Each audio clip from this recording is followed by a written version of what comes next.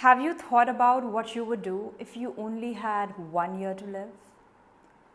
What if you're only going to live for the next 6 months?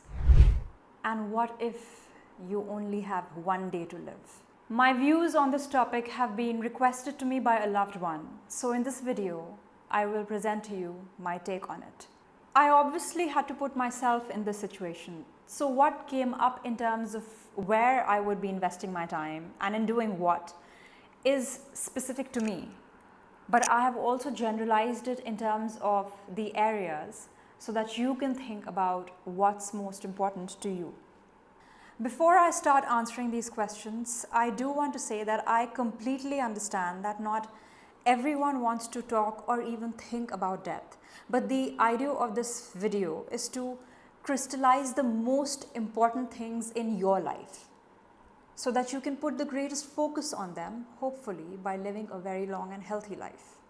If you had 1 year to live, that's a timeline where people will possibly have more time to be mentally prepared for this eventuality.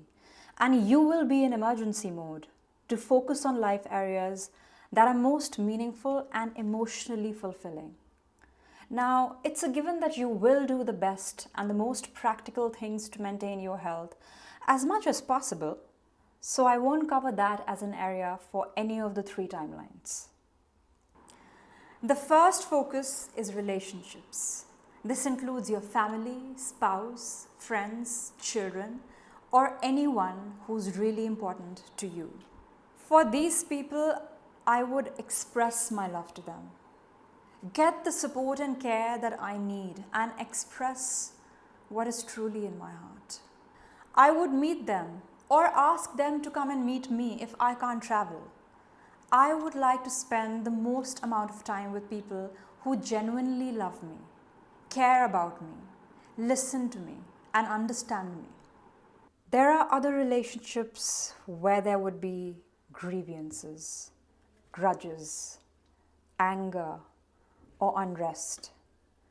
This could be a family member, someone from your distant past who still traumatizes you when you think about them, like a colleague or a friend from school, or an ex-partner, or a boss who fired you.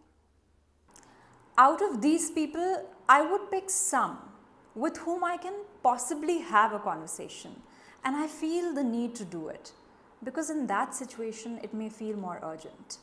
I may either call them, send them a message, or write to them in another way. I like writing letters, and I would try and resolve or at least minimize the grievances. I would cry, converse, and do what feels necessary for a catharsis. And I would also discuss my illness. People are fragile, and the other person will feel closer to you because you were vulnerable with them. So I will connect with those people. And with others with whom I don't wish to have any conversation with via any method, I would look for the easiest way to make peace without contact. Now, this is very specific to what feels easy for somebody. I could have them in my prayers with the intention to forgive them or ask for forgiveness. I would wish them well. Or if they really still bother me, I would either seek help to release that energy or to pivot my focus away from them and be surrounded by people who make me feel good. Which brings me to the second area, which is do what makes you feel good. By this, I mean, what are the activities that you are already doing which make you feel really good? Is it watching comedy, reading, writing, meditating, playing games, being part of a community where you feel valued? Or is it having tea in your balcony, lying on the grass, enjoying the sunshine? So here I would think at a micro level and fill up my day with all that I love. The third area would be wellness and spirituality. This can mean anything to you. What would you do for your peace of mind? One of the most healing and joyful things for me is music. So I would listen to my favorite music, meditate, but not more than half an hour. Play games that lead to laughter and be grateful for all the wonderful things that happened in the past few decades. Have you ever made that list? Please do it if you haven't. Miracles have already happened in your life. You have been blessed. The fourth area would be my burning desires. If you have been itching to do something and you haven't already done it and you feel this unrest within you because it's undone, please do it. I would. This can be a form of creative expression like writing and blogging about whatever means a lot to you. I would even post it on social media if I feel like it, and if that liberates you. You may want to travel to somewhere you really want to go, volunteer for a cause, confess your love to someone, or take any step you want to take in this direction. This is your life, and it's shorter now, so I would not judge myself. Every desire or feeling is valid to express. It leads to some level of closure, and it's a huge relief. The fifth area is career. I would relocate to my hometown and work in a city and space where I am close to my family. I need them and would want to die in a place which is home to me.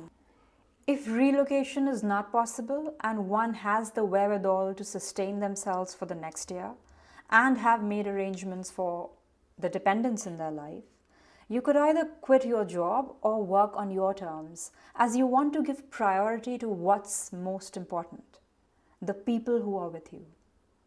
People at work are also a blessing, so I would spend some time with them. If one feels dissatisfied or unaccomplished and think that they will feel regret when they die because they didn't go after their dreams, you should start whatever that is and see where you get to. Starting something is, by the way, the most difficult thing because of fear of failure, judgment, being attached to the trap of perfection, and even fear of success because you may distance some people. But just starting and going through the process is a huge fulfillment in itself. The sixth area would be personal growth. This is different from having a burning desire. You can also do and slowly grow into something which you're not itching to do, but something that just brings you joy. I used to sing well, so I would do that. Or maybe try my hand at theatre. For you, it could be playing an instrument or reading the history of your land. The barrier is that people think of completion or hitting a goal. You can also do something just to enjoy yourself and have no agenda. The seventh and last area for the 1 year timeline is finances. Real estate and money is an area that causes feud in most families. I would sort out what I want to do with my finances if I had 1 year to live. Maybe you guys have already done that, so you don't need my advice. Please comment below to share where you would invest your time if you had 1 year to live. If I had 6 months to live, the areas I just mentioned where I would invest my time would considerably shrink. You have to prioritize yourself. You are the most important person in your life. People think more about others than themselves. But right now, think about if someone whom you love, and if they had 6 months to live, what do you think they should do that would be best for them? And then pick your priority areas. The first area for me would be relationships. This includes all people I love and who love me. I would be with them, present, have conversations about everything that I want to talk about. This would be a time of connection, closure, gratitude, forgiveness, and hopefully emotional completion.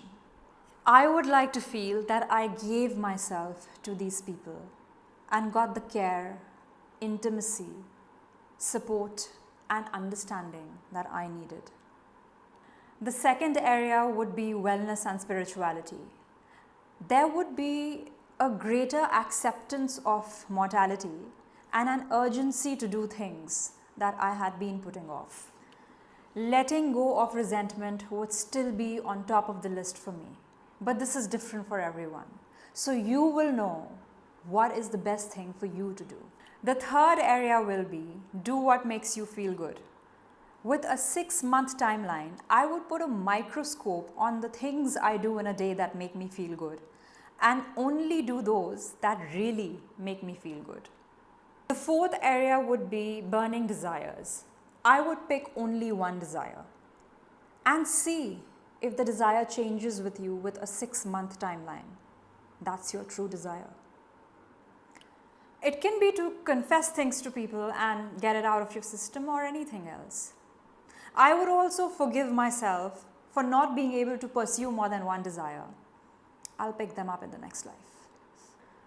The fifth and final one would be finances. I would sort them out enough to know what's going to happen afterwards. If you don't care about it, leave it. It's your will to give or not to give, and your instinct in this emergency situation is right. Please do comment and tell me what else you would do if you had 6 months to live. Now, if I had one day to live, it's all about me and the people in my life. You want intimacy with the people around you. You ideally want to be physically close to them and in the same space. I would say to them what I want and have conversations, and also several moments of silence. But intimacy does not always require physical presence. If I cannot be physically present with people, firstly, I would forgive myself for not being present with family in person. And many people will be in that situation if they are based abroad. So I would call them, send them a text. And if you want to post on social media, that's okay. It's your last day. I would connect with people in a way that gives me the most peace. And from the other categories that I've mentioned in the previous 2 questions, I would ask myself, what is it that I can do today, which I can actually do today, and I would do it. Not everyone can celebrate death. Your loved ones will be shattered. The advice or views that I've shared in this video are for individuals who are about to experience death. I don't have any advice on dealing with death. To each their own. If I have to create a Venn diagram, the intersection of all the 3 questions I covered lies in the area of relationships. I would prioritize having good relationships in my life and resolve any resentment before it's time to go back to where I belong, the earth. Will you do the same? Do write in the comment section below. It's all about loving and having wholesome connections with people in your life. It would really help my channel if you can like this video, comment your honest thoughts, and please subscribe to it. Thank you very much for watching till the end. Have a lovely day.